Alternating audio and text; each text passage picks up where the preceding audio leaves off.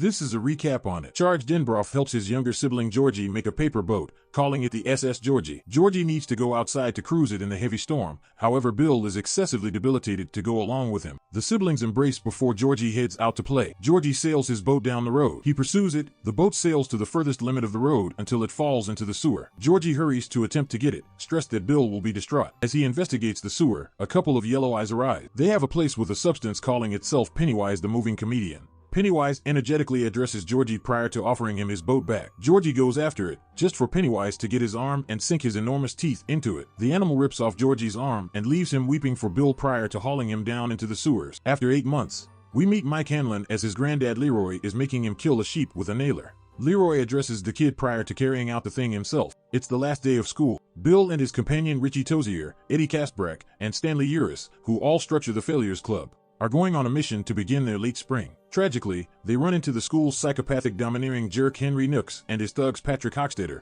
Victor Critt, and Burp Huggins. Bill tells Henry he sucks after the troublemaker ridicules his companions, and Henry approaches Bill threateningly until he sees his dad, Official Thickets, remaining behind Bill. A young lady named Beverly Bogg is smoking in the restroom. A gathering of mean young ladies drove by Greta insult her and blame Bev for being a whore. One young lady fills a garbage sack loaded with water and dumps it on Bev, however she covers her head with her book. Beverly meets the new youngster, Ben Hascom. He gets singled out for his weight and he has no companion. Bev signs his yearbook, and Ben seems to foster a squash on her. At the point when Bill returns home, his dad Zach reprimands him for making a model with containers of the sewer framework in Derry since he actually accepts that Georgie is just absent. Zach advises him to acknowledge that Georgie is dead. Mike goes to the butcher shop to make a conveyance. Behind the entryway around the back street, he hears what sounds like shouting and beating. The entryway opens and a few consumed hands begin standing out. Mike then, at that point, sees Pennywise, yet is almost run over by the Thickets posse in a vehicle. Mike escapes. Stan is at the temple reading up for his Jewish rite of passage. There is a painting in the rabbi's office that creeps him out showing a lady with a contorted face. The artistic creation falls, and when Stan gets it,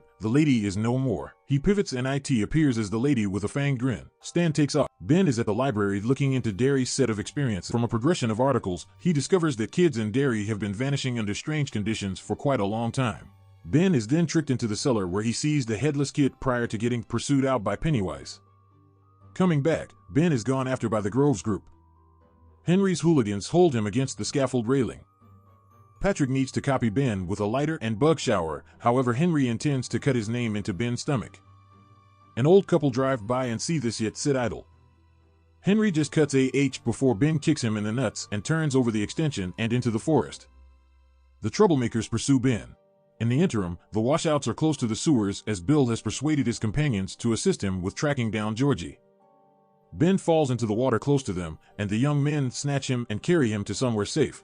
Patrick runs into the sewers to attempt to get Ben, parting from his companions. He experiences devilish-looking kids that make him run, yet he goes over an impasse. A lot of red inflatables show up before him, and they generally pop to uncover Pennywise, who immediately gobbles up Patrick. The young men go to the drugstore to get cotton balls and gauzes, however they are in need of cash. Beverly is there purchasing tampons when she runs into the young men. Subsequent to hearing their concern, Bev professes to play with the drug specialist, yet she figures out how to occupy him long enough for the young men to take their provisions, and for her to slip away a few cigarettes. Bev heads outside and joins the young men when she sees the young men watching out for Ben. Beverly returns home to her dad, who is a much greater drag than Mr. King. He goes onto his little girl, making her run into the restroom crying. The young men are at the quarry prepared to bounce into the lake, yet nobody is anxious to go first. Bev appears and bounces first, driving the others to join.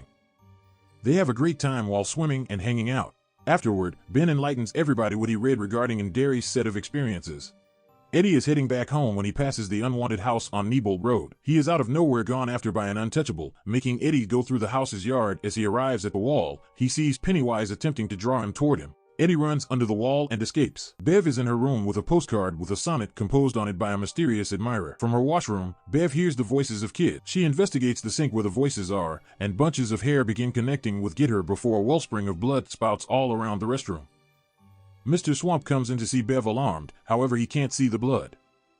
He basically remarks that her hair makes her seem to be a kid. Bill is strolling around the house when he sees what resembles Georgie going around. He follows Georgie to the storm cellar, which is flooding. Georgie ventures out and welcomes Bill to go along with him, saying we as a whole float down here.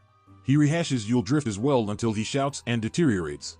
Pennywise then rises out of the water and attempts to get Bill, yet he runs out of the storm cellar. The following day, the children are riding their bicycles when they see Mike's bicycle and the thickets pack's vehicle. Bev tosses a stone at Henry's head, which starts a stone-tossing battle between the two gatherings. Mike goes to the failure's side while Vic and Burp take off as Henry is thumped oblivious. The children leave with Mike. Mike specifies what he saw and discusses how his old house was copied somewhere near bigoted thugs, and his folks kicked the bucket attempting to separate the way to his room. Richie is the one in particular that hasn't been spooky, yet he concedes to being frightened by jokesters. The children go to Bill's carport where they investigate a guide of Derry through a projector. They see that the sewers are connected to the Neibolt house, where IT lives. The projector then begins working itself, showing pictures of Bill and Georgie with their folks, however with Pennywise's face showing up over their mom.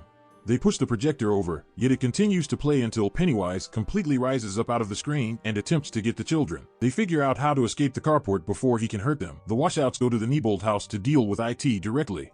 Charge, Richie, and Eddie go into the house while the others stay outside as post. Richie sees a missing banner of himself and he goes crazy, however Bill reminds him it's not genuine. Eddie gets isolated from his companions when Pennywise tracks down him. He falls through the floor and grounds in the kitchen, breaking his arm. Bill and Richie attempt to contact him through 3 entryways. Pennywise returns his thoughtfulness regarding Eddie, however Bill and Richie get to him before the jokester eats him. Beverly then, at that point, makes an appearance to drive a lance through Pennywise's head, constraining him to withdraw. Bill and Richie then, at that point, get into a battle when Richie says this entire quest for Georgie has almost destroyed them. The failures head out in different directions as the other young men are excessively frightened to continue onward. Henry is with Vic and Burp firing things with his father's weapon.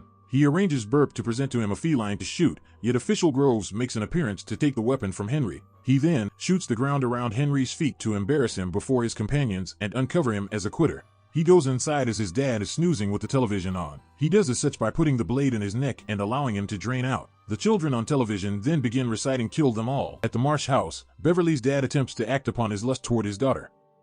She fights him off and runs into the bathroom. When Mr. Marsh gets there, Bev whacks him across the face just as she is about to leave. Pennywise finds her and takes her. When they get Eddie, his mom forbids him from leaving and joining his friends, but he defies her when he confronts her over the placebos. He ditches her and joins his friends. They climb down a rope, but before Mike can head down, Henry shows up and attacks him. Henry tries to kill Mike with the nail gun that he brought, but Mike fights him off and manages to push him down the well, sending him to his apparent death. Going further into the well, Stan is attacked by IT as the woman from the painting. She munches on his head, but the boys scare IT away and comfort a mortified Stan. All the boys head further into the well where they find IT's lair. The boys find Bev floating. They pull her down, and Ben kisses her to break her out of the trance. Bill then sees Georgie emerge from the shadows. Georgie tells Bill he missed him and was waiting for him to come for him. Bill hugs his brother, but he knows it's not really Georgie, and he shoots him in the head. His body rides on the ground until he turns into Pennywise. The clown tries to kill the kids, but they fight him off until he has his hold on Bill. Pennywise gives the others the option to die together or leave him with just Bill, but Richie is the first to fight back. The kids then start beating the crap out of Pennywise until he is powerless, unable to hurt them because they no longer fear him. Before Bill can strike the fatal blow to the clown's cracking skull, Pennywise retreats into the darkness and thus escapes. The kidnapped children then float downward. The losers swear a blood oath to return to Derry in 27 years should IT ever return. They hang out for a while until each of them gradually leaves, with only Bill and Bev stay behind. She walks away, Bill runs up to her and kisses her.